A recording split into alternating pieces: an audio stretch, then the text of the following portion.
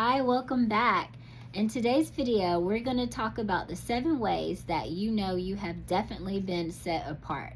So, number 1, you already know that you're different than most people. In fact, you've known that you've been different since you were a child. If you think back about it, you remember knowing that, why are these other kids acting this way? I don't feel right about it. Why did Johnny do this? Like, in your mind, you already knew you were different than most of the kids in your class, kids in your community. You just didn't think or act or do the things that most kids your age were doing. And it was like confusing to you, probably. Like, you didn't understand why Susie was doing that thing that she was doing, or why did the kids like this. So, you've already known, like, from the jump, from the beginning, like, I'm different than most kids, but you kind of kept it quiet like it was a secret. And most kids probably knew you were different too, and you're thinking you're different. So, that's one of the reasons. Also, you have a deep compassion for people. You believe in morality. Things need to be right. It needs to be justice. Things need to be ethical. Like, you really want things to go well for all people. You have compassion for the person that is hurt and been done wrong, even more so than yourself. You're just very empathetic, and you care about other people to a deep level where perhaps sometimes, I know for myself, like, if someone is sad and they're telling you what happened, you feel it too, like it happened to you. And then also on the other side of the spectrum, when someone's telling you about something good that happened to them, you feel their happiness like it happened to you. So if they won, you won. But you feel it on an intense level, not like superficial. You feel it even to the point where it brings you to tears, or you, like I said, you bring you to tears, whether it's like laughter tears or like, oh no, pain type of tears, and you're very sad and devastated that something happened to them. So those are some reasons. You also, as a child, you could hear a loud voice telling you inside not to do this, not to go here, not to go there. Like, some people describe that inside voice as being like a soft whisper, but for us, for people who are set apart, it's loud. Like, it's almost like you feel like you have a friend telling you that's inside your head. They're telling, like, you're hearing the voice like they're talking to you, like with a friend's volume, not a whisper. It's not like the wind or anything like that. So that's number 2. Number 3, you are misunderstood by the majority. And when I mean that, I mean family and peers. So maybe you came for a family where you were the black sheep. People, brothers and sisters, didn't treat you right. Your parents could have been abusive to you. If something happened to you, they didn't care. Something to that effect. As far as friends and peers, like, they never got you. You were probably the one that sat at lunch by yourself, or no one really talked to you when it was recess time. You're just misunderstood and kind of like cast out as the one that no one wanted to really talk to.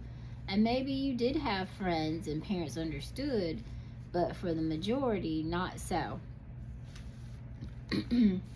Also, with number 3, it could have caused you significant isolation.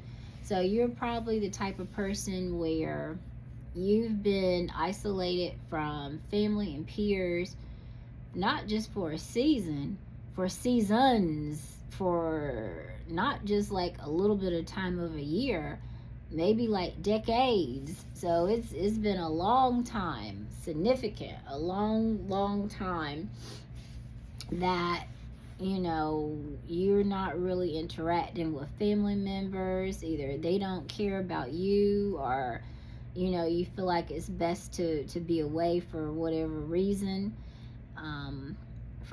for friends. They're not really trying to like hang out or invite you to go places. It's just, it never clicks. You're not in anyone's clique, and no one's like trying to get you to join their clique. Nothing clicks. You don't click with people well. Even at work, it just seems like you're not part of the crew at work. Either people are hanging out and wanting people that they can like hang out with and have fun, so they're not inviting you to dinner or happy hour or anything like that. It just doesn't click for whatever reason. Number 4, you're spiritually aware. So with this one, like most people that are chosen and set apart, like they're usually like spiritually talented. Meaning, like in the movie The Sixth Sense, there was a little boy who could see ghosts and things like that. He was young. So with that, you kind of know that there's a presence. You know that the world is more than just black and white. You might could see angels. You might could see evil or see or feel evil presences. More so like when you were young, and then you still might have that type of gifting as an adult. And so that's definitely a sign that you're a chosen one and that you've been set apart. Also, you've also experienced relentless, unusual, intense challenges, meaning like your life has been in chaos for the majority of your life. It's been nothing but chaos.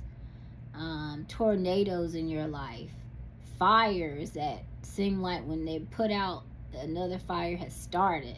It's back to back. You wash up on the shore and then there's another problem. It's like you're fighting for your life, not just once, but all the time. Like every year there's something going on. And it doesn't mean that you caused the problem. It's just like causes pile up on you. I would say more so from your family and friends or work type of problems. And you always come out of it unburned, with no scars and no burns, and you come out on top. But then the next day, the next week, the next month, the next year, there's another problem. So relentless, unusual, intense challenges by your own family and friends, yet you continue to endure. You continue to prosper from these situations. You don't come out harmed. Like, it's miraculous. Like, most people wouldn't have been able to survive the things that you've gone through, but God has always pulled you out of it. But you had to experience, not once, but the majority of your life, you just keep experiencing these bad things, and you've prayed and wondered about it. So you probably cried a lot of nights and prayed and had other people to pray for you, like all the time, where people are looking at you like you're the problem, or what's wrong with you, or you're a bad person, when that's not it at all. It's just you've been chosen, so you've had to go through some messed up situations. Number 5, that kind of corresponds to number 4, is that you've always had unusual protection. So in those situations I just described, you always come out on top. You have a winning weekend. It's like you get out of the situation unharmed. Like anybody else would have been taken out.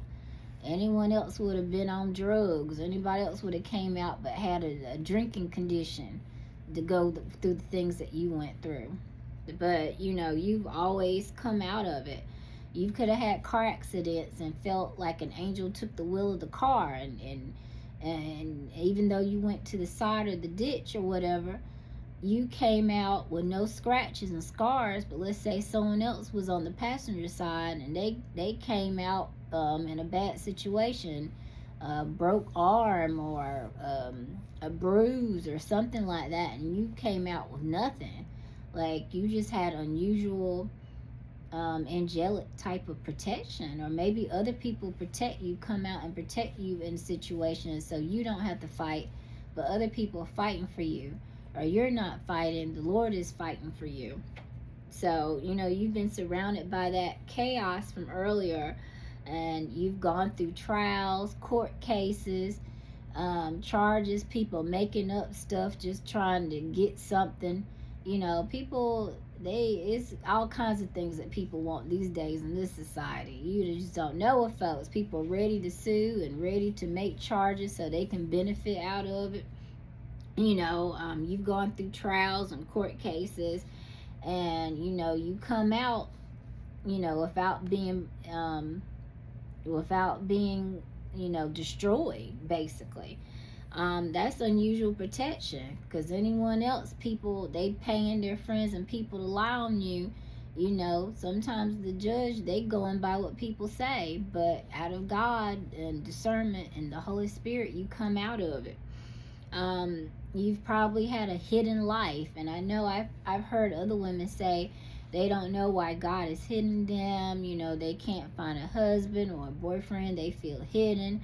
But, you have to look at it that is unusual protection. Being hidden is protection from God to keep you from the ones who really could really hurt you up and really cause problems.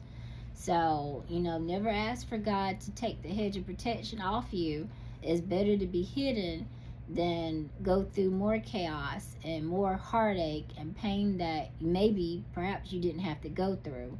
So maybe trying to go out and look for boyfriends or getting on these dating sites and stuff, you probably met the wrong one, but God rescued you out of it because you're set apart. You're marked. You're His. You're chosen. So He'll come back and rescue you, just like in the book of Hosea. God ordered a man to marry a prostitute, and she was, always going back to her lovers. And He would go back and rescue her in those bad situations with the lovers and bring her right back home. And so, thank God that you're hidden. So that brings us to number 6. You produce fruit contrary to your circumstances. So all them situations I just mentioned, the court cases you've gone through, the family members, the mom and the dad who's tried to destroy you, the brother and the sister who rejected you and things like that, stole from you, took your money, ruined your business, took your clients. It could have been all kinds of stuff. All the chaos, the trials, the tribulations. You could have been struck with sickness and came out of it. Could have had a diagnosis and God blessed you and you went back to the doctor couldn't find anything. I've heard of stories like that.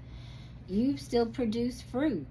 You've lost your business, you got it back. That's still fruit. Even if you lost the fruit temporary, you got it back. You're successful. You're able to take care of yourself. You got business. You got a good job. You're making money. You've had the things that other people might be envious of. You still have good fruit, not just materialistic things, but also the fruits of the Spirit. Some people that have gone through the things that us chosen ones and set apart ones have gone through, like I said in another video, it would have sent them to rehab. They would have, probably became a prostitute or became an alcoholic or became a dope fiend or something like that. Yet you never was carried out that way. You got the fruits of the Spirit. You had joy and peace in the situation. You went to God. You prayed. Or people prayed for you. I've had that feeling where my grandmother, I could always feel, even when I was young, that somebody was praying for me, and I realized it was her. She was praying for me. You produce fruit in the situation. You lost everything, yet you still ended up with money and fruit and able to take care of yourself. And people sit there and scratch their heads, wonder how you came out of it. How you still have your car, how you still have your house, for example. They're scratching their heads on it. They don't know how you did it if they think about what you went through.